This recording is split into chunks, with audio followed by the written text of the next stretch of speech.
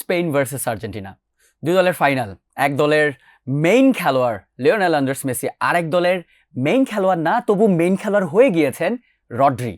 এই যে Rodri versus মেসির একটা লড়াই, দুই দলের কেউই যদি নিষ্প্রভ থাকে তাহলে ওই দল আর ম্যাচটা জিতে ফিরতে পারে না, বা ওই ম্যাচে ইম্প্যাক্ট রাখতে পারেন না কেউই। কি মনে হয় এই দুজনের মধ্যে ফাইনালে কে বেশি ইম্প্যাক্ট রাখতে পারবেন? আর দলীয়ভাবে বা ইন্ডিভিজুয়ালি যদি চিন্তা করি সেক্ষেত্রে মেসি যেরকম ইম্প্যাক্ট রাখছে বা যেরকম ক্যারি জব করছে, এটা বোধ হয় বিগত কয়েক বিশ্বকাপে মানুষজন হয়তো দেখেনি। একদম।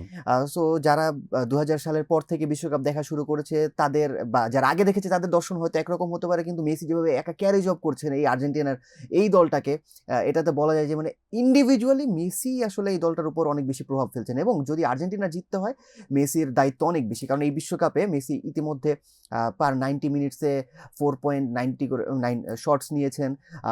পার 90 মিনিটসে তার গোল বা অ্যাসিস্ট 1.74। সো বলা যাচ্ছে যে মানে তিনি মারাত্মকভাবে অ্যাটাকিংয়ে তিনি কিন্তু অ্যাপ্রোচ বা কন্ট্রিবিউশন করছেন। মেসিকে যদি আটকানো হয় সেন্টারে যেই সেন্টার দিয়ে তিনি যে অ্যাটাকিং মিড রোলে যে খেলেন বা সেকেন্ড স্ট্রাইকার পজিশনে খেলেন, তাকে যদি আটকানো হয় তিনি কিন্তু রাইট উইংয়ে সুইচ করে গিয়ে ওই সেই তার চিরচেনা স্টাইলে চলে যান, এবং তাকে আটকানোর কোনো ওয়েই দেখা যাচ্ছিল না।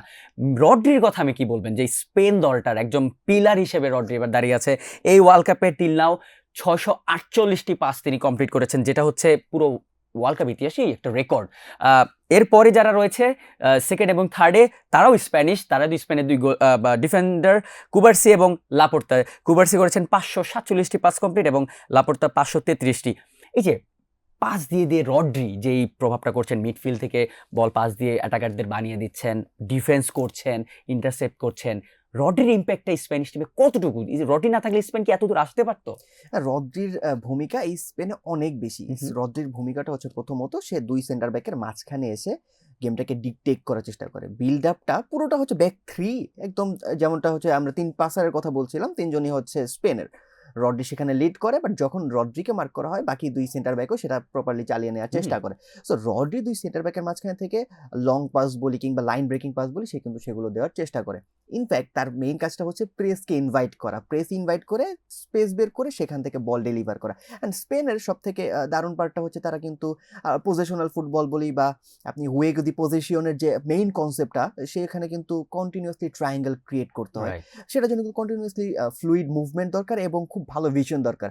রদ্রি কিন্তু তার গেমের ভিতরে সেটা নিয়ে আসেন, তার টিমমেটদের পজিশন রোটেশন সে ভালোভাবে রিড করেন, সেটা কিন্তু খুব ভালোভাবে সে এক্সিকিউট করেন। এবং শুধু যে ডিস্ট্রিবিউশন এবং ডিফেন্সিভলি যে সলিডি দিয়ে যাচ্ছেন সে ব্যাপারটা কিন্তু এমন নয়। যখন দরকার পড়ছে রড্রি কিন্তু সেন্ট্রালি রান মেক করছে, বক্সে অ্যারাইভ করছে, শট নিচ্ছেন।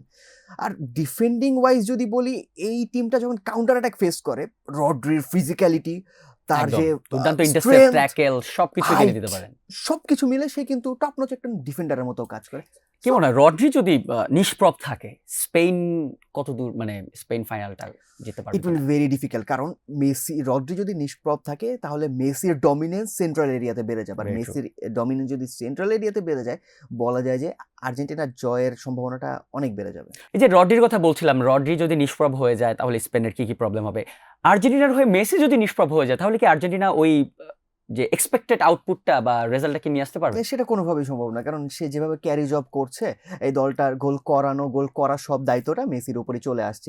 ইনফ্যাক্ট টিমমেটরা তারা যখন পারফর্ম করছে সেটারও কিন্তু মূল কারিগর মেসি। আপনার সাথে আমি একদমই একমত, কারণ দেখেন যে মেসি, আপনার যখন গোল লাগবে তখন মেসি গোল না করে গোল করিয়ে হলেও তিনি কিন্তু ম্যাচটা জেতেন। ইংল্যান্ডের বিপক্ষে দেখেন না, তিনি কিন্তু গোল পাননি, কিন্তু দুটি অ্যাসিস্ট হয়েছে, দুটি গোল হয়েছে, দুটি অ্যাসিস্টই তিনি করেছেন।